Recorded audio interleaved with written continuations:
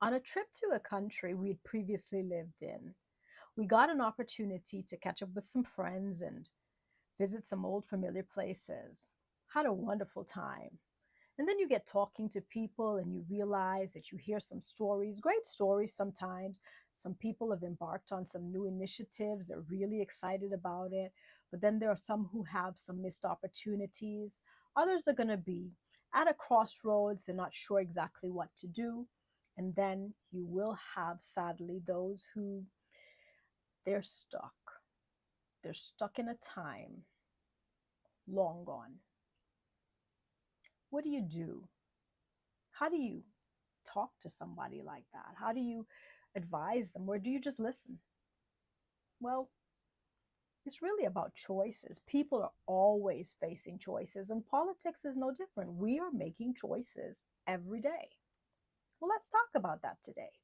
I'm Dr. Lisa Ann Chung, a political leadership strategist, author of the book Political Change, and president for Kenley College, where we provide leadership training and strategy for new and aspiring politicians. Looking back or moving forward, staying stuck is really about how you relate to change.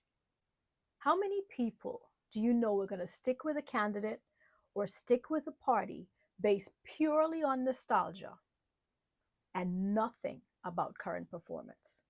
I mean, you think about it, they'll tell you that particular leader is completely lost touch with the people. That party is not even listening to what the people are saying, but they're not going anywhere. They're staying put, they're staying stuck. And when it comes to the need for change, they'll always call out what others aren't doing.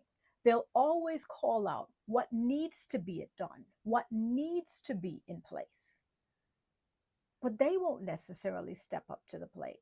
Now, see, I understand that sometimes when you're new to politics, you figure, I don't know enough to put myself forward. But what if the opportunity presented itself?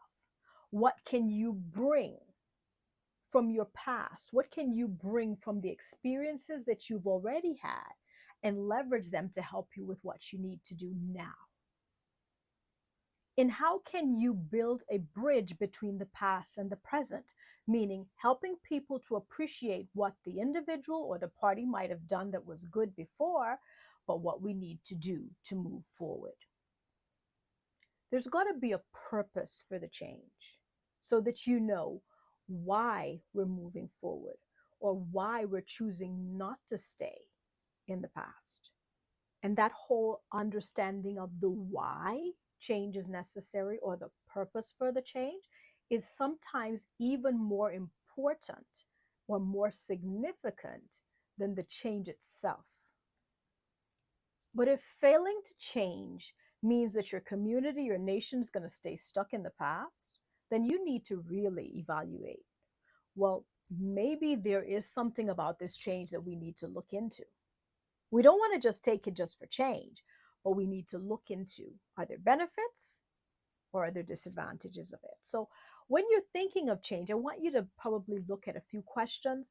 You do it, maybe the people that you have surrounding you do it, and you can possibly even take it to a wider audience. 1, what change is involved? 2, what does the change require? 3, is the proposed change the best solution? Or are there other solutions that we need to explore? 4, will we be better off because change has come? And 5, what are the implications if we do not change? If you haven't yet read my book on political change, what's stopping you from learning about why change is happening on a global scale?